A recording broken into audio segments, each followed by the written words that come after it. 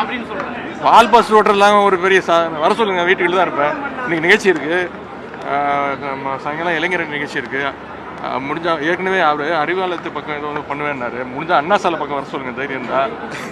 இல்ல சென்னைக்கு எப்ப போறனோ, அடுத்த வாரம் போக இருக்கிறேன். சென்னைக்கு எப்ப போறனோ, அண்ணா சாலையில எங்க வரணும் திமுக காரன் நாளையும் தேதியும் இடத்தையும் குறிக்கட்டும். அண்ணா சாலைனா பொத்தம்புதுவா எங்க, நீ இடத்த முடிவு பண்ணு. அண்ணா சாலைக்கு நான் வர்றேன், இடத்த குறிப்பிட. அண்ணா சாலைக்கு இங்க வாங்க, அண்ணா சாலைக்கு இங்க வாங்க. நான் தனியாளா வரேன். பாரதிய ஜனதா கட்சியினுடைய தொண்டர் யாரும் என் கூட வர மாட்டாங்க. தனியாளா ஒத்தாளா வர்றேன். நீ மொத்த படையும் திமுக படையும் மொத்த போலீஸ் போர்ஸ் வச்சு நீ தடுத்து நிறுத்தி பாரு. நேற்று நான் சொன்னதிலிருந்து எப்பொழுதும் பின்வாங்க போவது இல்லை. நான் நேற்று சொன்னேன், கெட் அவுட் மோடி அப்படிங்கிற வார்த்தையை தமிழ்நாட்டினுடைய துணை முதலமைச்சர் உதயநிதி ஸ்டாலின் மேடையில பயன்படுத்தினார். அவரு வாயிலிருந்து அவர் வரட்டும். இன்னைக்கு சமூக வலைதளத்தில் பாக்குறேன், ஒரு பக்கம் கெட் அவுட் மோடின்னு ஒரு குரூப், இன்னொரு பக்கம் பால்டாயில் பாபுன்னு ஒரு குரூப்.